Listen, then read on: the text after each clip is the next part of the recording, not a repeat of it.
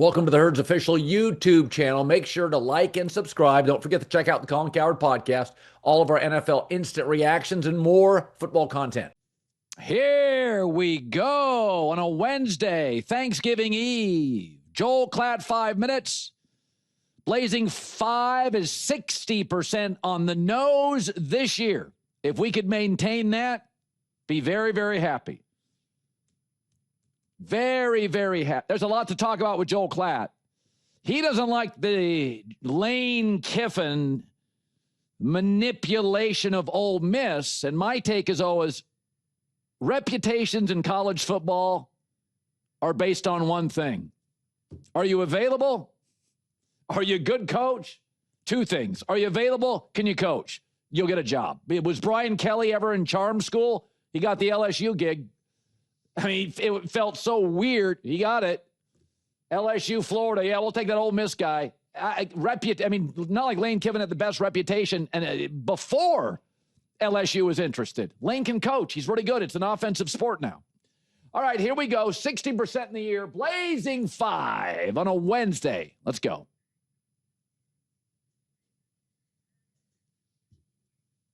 Packers and Lions. Listen, two good teams. I'm going to take the home team on Thanksgiving. Historically, home teams do well. Lions -2.5 is my side. They've won 6 of their last 8 against Green Bay. They match up well. And since Dan Campbell took over play calling, Detroit leads the NFL in the last 3 weeks in yards per play. It's a different offense with Dan. Their defense generally pretty good at home. The Packers, their 3 road wins have come against Arizona, Pittsburgh, and the Giants. Let's slow down. But here's more troubling. Jordan Love, since Tucker Kraft got hurt, fewer than 200 passing yards. The team's averaging 19 points. Two good teams. I'll take Detroit to win and cover 28-24. 49ers and Browns. I love this line. I'll take Cleveland plus 6.5. First of all, the Browns at home, excellent defense, and probably the most underrated roster in the league. Myles Garrett has 13 sacks the last month.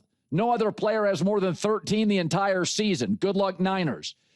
Brock Purdy, multiple interceptions in 4 of his last 5 starts, and it's going to be windy and snowy conditions. He has struggled with ball security in crappy weather. I also think this team is overly reliant on Christian McCaffrey. How much gas does Christian have in the tank? I think we saw enough from Shedeur. I'm going to take a close game either way. Let's say the Niners win late, but I like the points. 24-20 San Francisco, take 6.5. Saints and Dolphins. I actually really like the Dolphins here. They're coming off a bye. They've won 3 out of their last 4 games. Credit Mike McDaniel. They're playing hard. They're running the ball. Tua, back-to-back games, over 70% completion percentage. Miami got rid of their GM. They didn't lose their fight. They didn't lose their passion.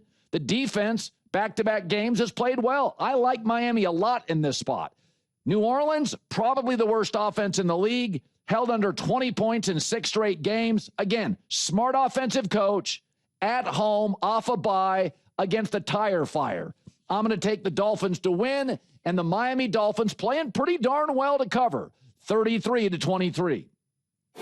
Cardinals and Buccaneers. The buck stops here. Tampa gets Bucky Irving and Chris Godwin back officially for multiple snaps. I like Tampa to win and cover. Listen, they're not playing well, but they average 27 a game at home. And, you know, the losses were to Patriots, Bills, Rams. Those are good teams. Bucky Irving's back. Chris Godwin played limited snaps last week. He's ready to go. And the Cardinals, 1-8 since week 3. Arizona's got some quit in them. Worst scoring defense over the last 3 weeks. Not a lot here to like. Buccaneers, easier opponent, at home, win and cover the spread. I like Tampa 27-20. Vikings at Seahawks. The Lions, the line now is not the best of the line. 9.5, 10.5, I'll take Seattle. They've outgained 10 straight opponents. They played like garbage in the second half defensively. They still win. last week against Tennessee. Fewest sacks allowed on offense, so Brian Flores can blitz all he wants. They're a really high-end offensive team with the fourth most sacks in the league. They're at home off kind of a cruddy defensive performance. The Vikings offense, most turnovers in the NFL. They're starting an undrafted rookie. They've been held under 20 points in 4 of their last 5 games. There's nothing about Minnesota outside of their coaches that I really like right now. Seattle is going to win. It's in the Pacific Northwest, 30-13. Actually, I shouldn't say this because twice this year I didn't love the numbers and went 4-1. I like my picks. Lions, Dolphins, Seattle, and Tampa as favorites. I'm going to take Cleveland plus the points. J-Max grimacing. We'll find his picks in about 2 hours. It is Wednesday. It is Thanksgiving Eve.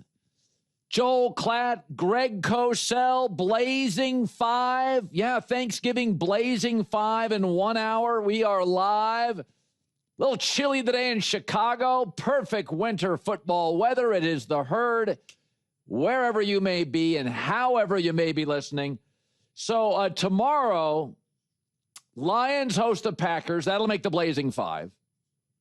Kansas City at Dallas may get 45 million viewers. That's at 4:30 Eastern. And I was thinking about this morning. Actually, it's the first time in a long time that I'd rather talk about the Cowboys' on-field product. It's actually underrated. In previous years, we talked about Mike McCarthy's job security, Micah Parsons' podcast, Dak's contract. No, Cowboys offense, number 1 in the NFL. The on-field product, it's good. Devontae Williams, top 10 running back. Dak, PFF's number 2 quarterback, 2-star receivers, one of the top third down offenses. The offensive line is young, getting better, has surrendered the 4th fewest sacks. One of the better 3-and-out teams, 5th fewest in the league. You think about that. And with the new kickoff rule and the field goal range of Brandon Aubrey, they're like 2 12-yard plays from points. They're scoring on almost half of their drives. Add this. They're the best 2-minute offense in the league. Add this. You know who the best quarterback in the league against the blitz? It's not Matt Stafford. It's not Josh Allen. It's not Patrick Mahomes. It's not Jared Goff. It's not Lamar Jackson. It's Dak Prescott. Great against the blitz. Top 3 in pressures. Running the ball. 2-star receivers. Best field goal kicker in the sport. Made aggressive trades to solve their defense. Their defense was the 2nd worst in the league. Then they made those Kenny Clark, Quinnen Williams deals. You know, the last 2 weeks, it's the 7th best defense. And go ask Philadelphia. You can't run on them. For years, I was a Cowboy critic. And there's a lot of people in my business that, you know, they'll hammer Dallas because they know it gets clicks. I hammered Dallas because I thought they were poorly run. But you can't hammer them now. And they may not beat Kansas City tomorrow. But 2 first-round picks, aggressive trades, number 1 offense in the NFL, best 2-minute drill, best against the blitz, top 10 run game. Offensive line, not great in pass protection, but emerging as a much better run offensive line. I know. I didn't think Schottenheimer was going to work. I thought it was a weak hire. It's the best I've seen Dak in a long time. So Kansas City, probably the better team. Home teams do very well on Thanksgiving. Either way, I think Dallas against Kansas City tomorrow, it's a real game. And I would not have said that a year ago. Right? Last 5 years, how many times Kansas City, Dallas, and you think, you know, Dallas could win this thing? Well, Dallas's offense right now is a lot better than Kansas City's, and it's not particularly close. Here's Dak on facing the Chiefs. We got to win every game at this point. And the Philly game doesn't mean anything right now. Nothing that's happened up to this point really means anything other than it's put us in the position to be must-win games. we've got the guys, we've got the plan, we've got the process intact, and we're going to give it our best and feel very confident in us. So speaking of quarterback, the Bears, toughest game of the year at Philadelphia, Eagles off a loss, will be in a surly mood. This is something I've given a lot of thought, and I talked about it for about a minute, 90 seconds yesterday at the end of the show. There's a lot of criticism from people on the internet that don't like the fact that, like, Caleb Williams is completing like 59.5% of his throws. And I've always said, like, the line is 62.5 minimum. So this year, you can look at some of these stats on a passer rating. Its completion percentage is very low. Here's some other numbers. 4-0 in November, 8 touchdowns, no picks. And the Bears are the only team in the NFL to average 30 points a game and 400 total yards in November. I like those numbers. But here's the thing, what's happening, and this is why I give this so much thought. And this is my favorite part about sports. The constant changes. I talked about this the other day, that college basketball was unwatchable for 20 years. And then about 3 years ago with the NIL and a lot of players staying for one more year that would be second-round picks and all that NIL money buying some of their best 20 players, college basketball the last 2 years, excellent. The draft this year, the top 3 or 4 players are all-stars, all of them. So, and here's the thing, what's happening with the NFL is that mobility is no longer a luxury. It's a requirement. Because right now, the young offensive coaches are using motion double what they did 10 years ago. There's just more smart, clever offensive coaches. And I'm not saying you can run your way to a Super Bowl at quarterback. Lamar Jackson's just struggled to win games in the playoffs. But it's like how I view college. I would recommend sending your kids to college, but the only thing in 2025 guaranteed about sending your kids to college, they'll come out of it with massive college debt. AI, the phone, Google, there is so much information out there now that you don't have to sit through a college lecture and pay $74,000 a year to attain. I still think it's the place to go, but it's not the be-all, end-all. And that's how I look about Caleb's completion percentage. Yeah, I'd like him right now. He's like 59.5. I'd like him to get up to 61.5. But do you know the last 3 quarterbacks to lead the NFL in completion percentage, last 3 years, 0 playoff wins? The days of Drew Brees, no, throw it downfield, a lot of motion, get out of the pocket. C.J. Stroud, below average completion percentage. Last 2 years, he's won playoff games. So I know it matters. I understand that it matters to some degree. But we were talking about this morning as a staff, is that I remember when I was younger, high school and college, memorization was a really cool thing. I'd memorize the back of baseball cards. I'd memorize sports stats. And then Google happened. Sorry, it'd take me 30 seconds. I'll find the answer. So John Elway, he was ahead of the curve. He won 2 Super Bowls. In both playoff runs, he completed 55% of his throws. So RG3 talked about this the other day. I would like Caleb to get a little better, like 61%, but I'd be good there. I don't need 65%. Here's RG3. Accuracy is a myth, all right? Accuracy to me is always dependent upon where the defense is and what you're trying to get the receiver to do. So where I think his 61% completion percentage comes from is more so the fact that he is willing to take more chances to have big plays occur, which drives down his completion percentage.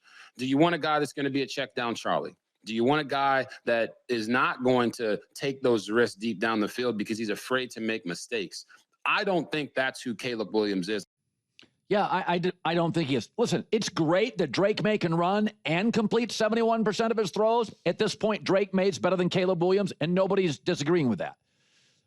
But again, mobility is not a luxury. It is a requirement. I mean, Jared Goff, that is old school now. And he's still in the prime of his career. That's old school. He doesn't move. I mean, Stafford's really old school. All right, J-Mac, we got a lot of stuff today. College football playoffs out. BYU's not happy. Miami's really mad. Belichick rumors. The interesting Belichick room. I do not buy the Belichick stuff at all, and I'll explain why. But you went to the Lakers-Clippers last night. How was Luka? Luka was phenomenal. I think he had 24 points in the first quarter. He really hates the Clippers. Yeah. Does not like them, dating back to his days in Dallas. Was talking trash to them a lot. I noticed Kawhi Leonard. I don't know if anybody caught this. He didn't play the final 6 minutes, Weird. Close game. Afterward, he's talking about, well, we need more talent. We got to get the right rotations in. Clippers seem to be falling apart at the seams. Couldn't happen to a nicer group of guys, the Clippers. Now, I do know some guys on the coaching staff. I don't want them to lose their jobs. But, Kawhi, James Harden, feels like it's over. Yeah. Today's show brought to you by our new presenting sponsor, Hard Rock Bet. There are 3 things to be thankful for this week: family, food, and football. And thanks to Hard Rock Bet, you can easily sneak in bets while your crazy uncle goes on his annual rant about the good old days. Sign up today. You could feast with $150 in bonus bets. Just place a $5 bet. That's it. If it hits, you get not only your winnings, but also $150 in extra bonus bets. That's an offer you can't pass up, even on a full stomach. So, not sure what to place your first bet? Head over to Hard Rock Bet Stats Hub. That's Hard Rock Bet Stats Hub, and it'll help you out. Loaded with trends and streaks and stats to help guide your picks. It's great. Numbers don't lie, and neither does the data in there. Plus, this week on Hard Rock Bet, 3 50% profit boosts, 1 for each Thanksgiving Day game. Boost your same-game parlay or SGP Max so your bets pay extra winnings. There's new promos every day, so if you're listening on to this later, just open the app, check it out. Any day of the week, doesn't matter. Download the Hard Rock Bet app right now. Make your first deposit. J-Mac with the news. No. Turn on the news. This is the Herd Line News. All right, Colin, the Thanksgiving slate is exciting, and Joe Burrow is back of the nightcap. Bengals at the Ravens, very fired up for it. Bengals released some goofy video on social media getting all hyped. Burrow said sitting is not really an option. If he's healthy, he wants to play. And here he is talking about how big a game it is to play on Thanksgiving Day. You grow up going through Thanksgiving, you have your meals with your family, and then you go and sit on the couch, and typically there's not a lot on, except football. Back in the day, it was Lions and somebody. You go watch Matthew Stafford throw for 300, 400 some yards with Calvin Johnson and probably lose the game. What? Is Joe Burrow that young? Wow. You see the Ravens are 7-point favorites at home in this one? I don't know, man. I know I got some crazy numbers on big favorites on Thanksgiving. They dominate.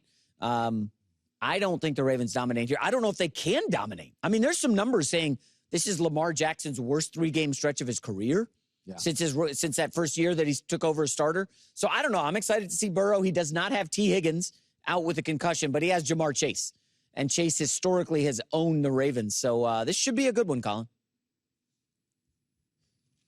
All right. Okay, let's move on to Sam Darnold. Sam Darnold was very, very bad a couple of weeks ago, 4 interceptions, right? Well, how about this one? He's now facing the Vikings. Oh, boy, this is a huge revenge spot for Darnold. 11.5-point favorites. And Vikings DC Brian Flores knows Darnold well, and, he has some plans on how to defend him. He did a lot of great things when he's here, and clearly those things are continuing to show up for him out there in Seattle. He's doing a great job. I'm happy for him, but we will blitz him this week, that's for sure. Yeah, the line has moved. I thought it was I thought it was the best line on the board when it was 9.5, 10. I still think at 11.5, Seattle's the side. I think Seattle right now they're going to start maybe a rookie for Minnesota. Yeah. It's going to be ugly. Seattle, by the way, they're going to play well because they had that game against Jacksonville. They dominate the first half, and then the defense doesn't really show up in the second half. So it's Sean Payton always says the best weeks of practice are when you win ugly because you can really coach your team hard. So I like Seattle comfortably in this one. Yeah, so you mentioned they're starting the rookie. His name is Max Brosmer. If you look up a picture of this guy, he's got the facial hair of like a mid-century French artist. He can't grow like a real goatee. It could be like a Bond villain. I don't think he has any chance going into Seattle. I know Kevin O'Connell, we like him a lot. But there is a second layer to this story, Colin. Let's say Darnold says, I want revenge on the Vikings for not they're wanting not me. taking the foot off the gas. Exactly. What if this is a 48-10 bloodbath? Darnold throws for 305 touchdowns. Listen, I'm a Kevin O'Connell defender, but at some point, is there finger pointing in the organization? How did we screw this up this badly? J.J. McCarthy's concussed, he's injured, and he stinks. And Sam Darnold, maybe in the Super Bowl? What is the lesson learned from what they did? So we can point fingers and rip people, but in the end, in any industry, you have to go, okay, what did we learn? What you learn is if you have a quarterback who is in the MVP race, don't let him leave the building if he's in his athletic prime. I mean, that's the moral to the story. Is you say, well, the Rams did with Jared Goff. No, they brought Matt Stafford in. But if you have a Pro Bowl level quarterback who is in his prime, and Sam was, and you could have gotten a deal that was below market rate, you don't let him leave. I mean, this is a quarterback league more now than it's easy to say. No, it's very easy. You do not let an athletic quarterback in his prime out of the building if you do not know. Remember, they didn't give up 6 1s for McCarthy. They gave up a 4 and a 5. They gave up nothing. They gave him 2 average picks. So if this were a court case, you would be booted off the jury because you're too close to the story. Like, you like Darnold a lot. I get it. But Colin, he was good last year. And then at the end of the season, he face planted. And everybody knows, what have you done for me lately? They looked at Darnold. Have we hit our ceiling? We're not going to win 14 games. It was a little lucky. And I kind of understand moving on. They loved McCarthy. No. They didn't love McCarthy. My source told me they had concerns with McCarthy the minute he arrived. Well, but that's after drafting him, right? Right, I mean, but that you still had time. I mean, he's been in the building 2 years. They knew what they had with J.J. McCarthy. They knew there were confidence issues, physical issues. There was throws nothing but a fastball issue. It's not like J.J. McCarthy got drafted just an hour ago. J.J. McCarthy's been around. He has potentially 28, 29 starts. He started like 6, 7 games. But taking him top 12, they saw something they liked, clearly, right? I mean, to replace a guy who led you to a 14-3 mark, like, they had to have some confidence in him. Well, I was told they tried to move up for somebody else, but it got too rich. And that's the problem. It was, as you know, moving up for any player is dangerous. We both like Drake May a lot. I didn't think he'd be this good this fast. You don't know a lot of this stuff. Yeah, it's risky. Final story, Colin, is the Buffalo Bills. They're on pace to have no receiver reach 1,000 yards for the second straight season. Guess what? They went out and added Brandon Cooks to the wide receiver room. Colin, I mean, how much do we talk about this in the offseason? They did not get better on the outside. They could have done it in free agency. They could have done it in the draft. Then they had a third chance at the deadline this year. They did nothing. And the GM's all combative about it. Well, guess what? They have now added Brandon Cooks. They're grasping at Gabe Davis. I mean, come on, give me a break. This is embarrassing. Remember, Dalton First Aid continues to be hurt. They're a great tight end. Yeah. Like, I don't know what they're going to do. Josh Allen at some point can go in there and be like, guys, you got to get me dudes. So this does not make my blazing 5.5 hour. It was the last game I dropped. Okay, now last week I dropped the Dallas plus 3.5. So that was a way better pick than the ones I went with. But I had Pittsburgh covering here. I think it's tough. Pittsburgh played very poorly, did not play good defense. They're going to play really well. It's going to be cold weather. And I think Buffalo has shown its hand more than once. This Buffalo team is good. They're not very good. Well, they're not great. They're good. Caleb Williams and Ben Johnson just went up and down the field on the Steelers. Why won't the Buffalo Bills do that with Josh Allen and James Cook? Because the Chicago Bears have a better offensive line and a better run game and a better quarterback. Wait. Take that back. Come on. They do not have a better quarterback than the Buffalo Bills. Please don't say that. No. I'm saying that the Bears went up and down the field. The Bears are better than the Steelers. Oh, yeah, okay. That's clear. Okay. Yeah. But what I'm saying is Pittsburgh, and we said this a month ago, it's the hardest team to figure out in the league. Week to week, you get a totally different team. I mean, Yes. honestly, great, terrible, bad, beat the Colts, hammer the Seahawks, and then they can be awful. So when they play poorly or lose, they almost always, especially at home as an underdog, play really, really well. Pittsburgh may lose. I'd take the hook all day long. Ooh, interesting. J-Mac with the news. Well, that's the news. And thanks for stopping by. The Herd Lie News. So there is a headline, a story, that NFL teams are eyeing Bill Belichick. Okay, I would not hire Belichick. Go look at his Carolina staff, friends and family. Go look at his last New England staff, retreads. I would not hire Belichick. But there's a bigger thing at play here. Pete Carroll, defensive coach, gets hired at 74. Raiders, biggest mess in the league. Belichick's Patriots, when he got to 70 years old, embarrassing. Worst staff in the league. Older Ron Rivera, Washington, nearly 60, hired by Washington, mess. Lovie Smith, defensive coach, hired in his 60s, lasted 1 year in Houston. But yet, old offensive coaches, Sean Payton, 61, Andy Reid, 67, Bruce Arians won a Super Bowl at 68, Harbaugh's in his 60s. Why is that? Why do old defensive coaches, Pete Carroll and Belichick and Ron Rivera and Lovie Smith, it's awful. And yet the league right now is being run by offensive coaches. Some young, but even the old offensive coaches are having great success. Well, why would that be? Because offensive coaches are creators and they're innovators. They're more curious.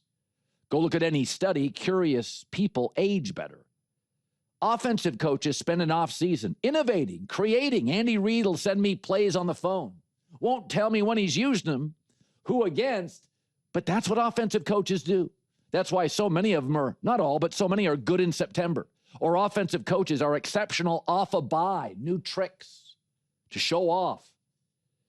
Offensive coaches age better. Curious, innovative people age better.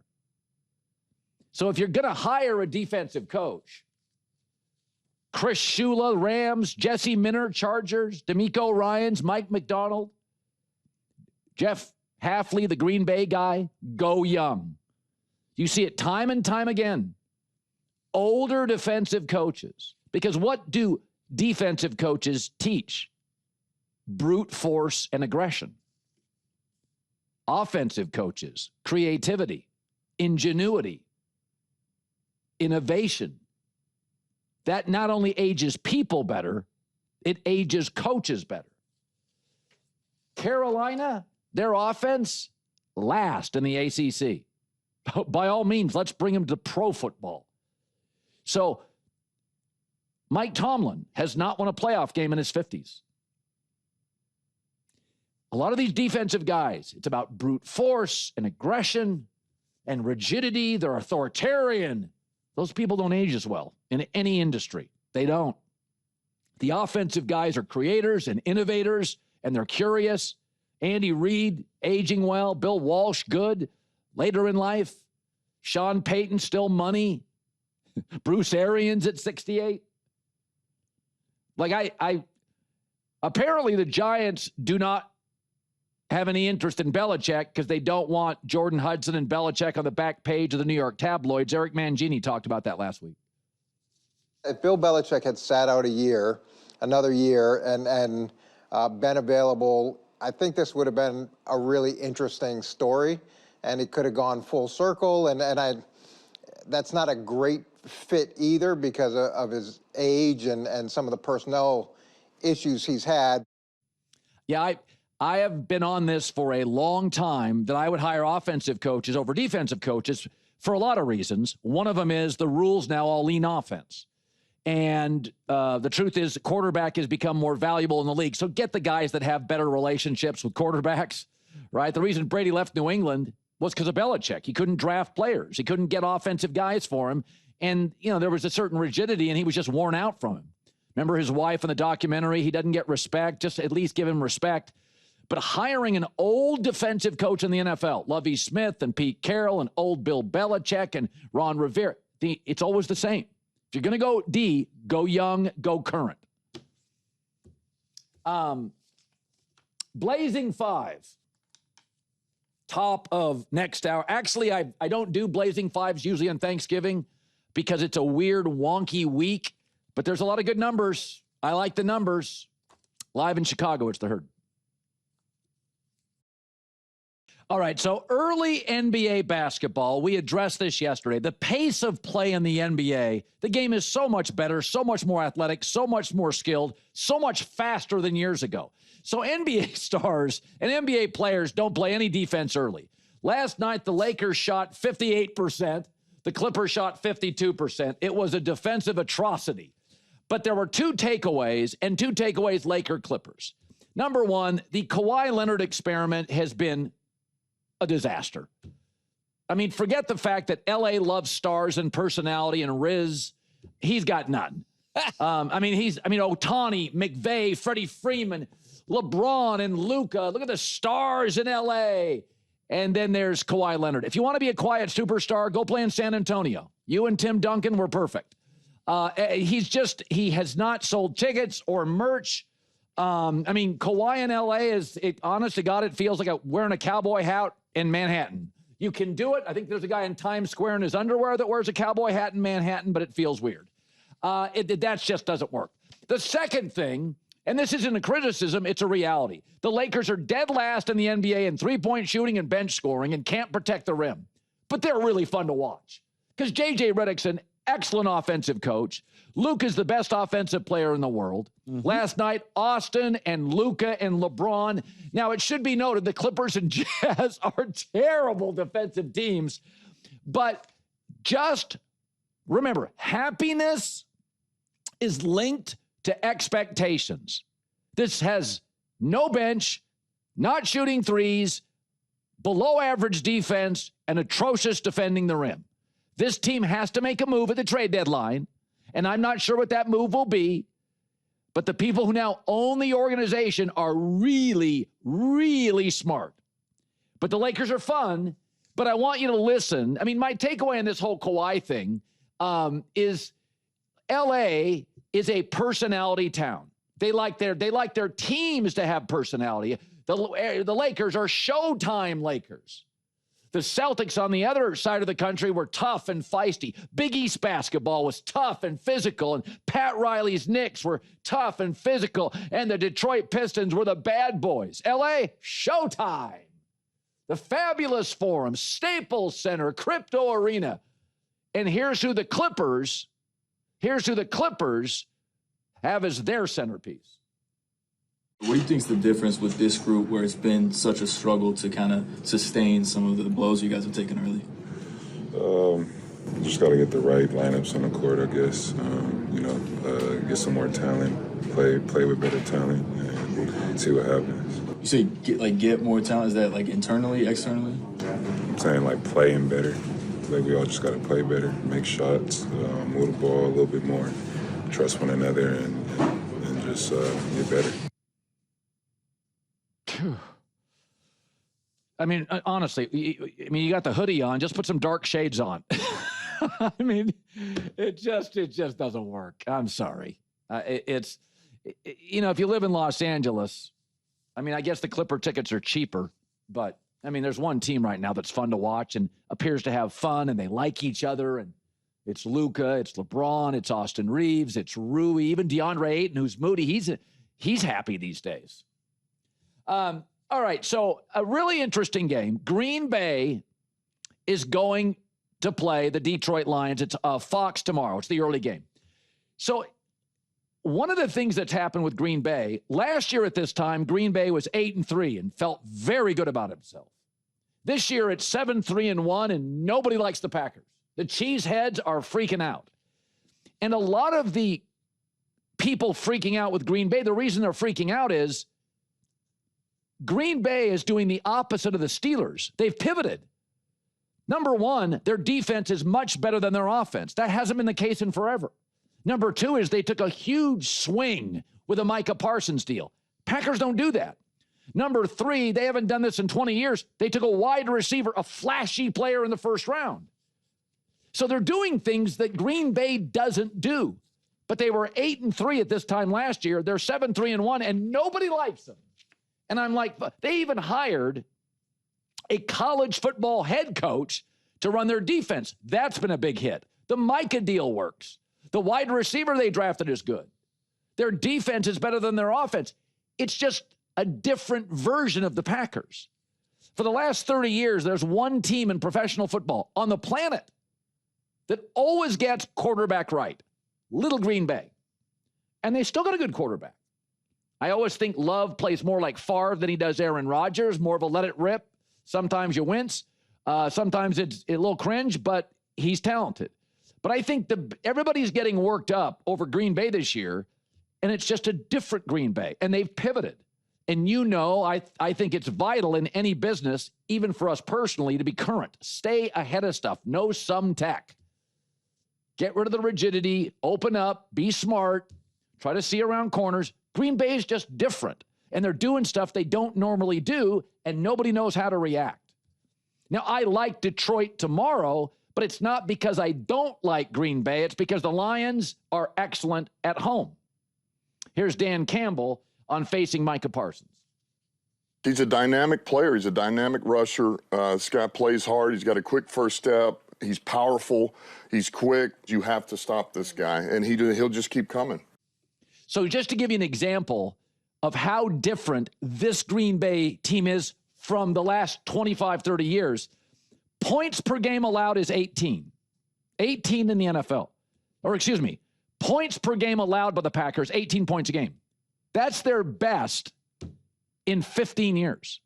Yards per game allowed. It's the best in 29 years. Yards and plays allowed. Best since 96. So usually Green Bay's top numbers are all offensive.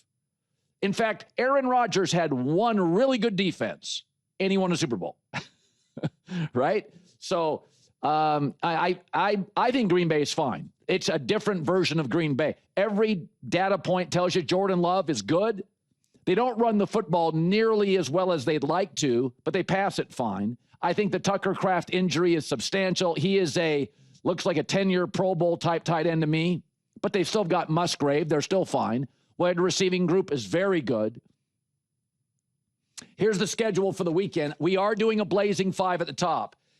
I actually think it's a decent weekend for lines, and I do think the public is smarter than it's ever been, so it's hard to get good lines. The Seahawk line initially better than it is now. J-Mac, I always ask you, there's an upset every weekend. Look at your upset. Upset being 4.5 points. I see one. I want to see if you pick it. I know you're going to go with the Browns. That's fine. I am. Yeah, not a huge shocker there. Listen, that's not a bad bet. It better not be the Raiders. That's all I know. I'm heavy on the Chargers. This is interesting. This Bengals-Ravens game is kind of sort of fascinating, and we'll do it in headlines later. There's a lot of stuff here that show that the Bengals are going to be able to play with them. And I know favorites, big favorites, by the way. Unbelievable number for you, Colin. On Thanksgiving, favorites of 7 or more. Yeah. 25-1 straight up. Like, they are dominant. Yeah. However, against the spread, it gets a little more condensed. This is a rivalry game. Is it up? Can I take the Packers as my upset or no? I think that's one of them. I like Detroit in that game because of the history of favorites. I mean, Detroit had bad teams and often played really well on Thanksgiving. So Detroit last week, remember, they played an overtime game. They Sunday against the Giants. How many snaps did they, Jahmyr Gibbs? I have that number for you. The New York Giants ran 77 plays. So their defense was on the field all afternoon, and they gave up 6.7 yards per play to Jameis Winston, Wan'Dale Robinson, and whoever else is that motley crew on the Giants. I don't love what I'm seeing from the Lions defense. They got some guys in the secondary banged up. Joseph's not 100%. Arnold is injured. That interior offensive line. Listen, the Packers defense, Colin, I want to save some of this for headlines, but they're right there with the Texans defense and the Broncos statistically. Like yards per play, rushing yards defense.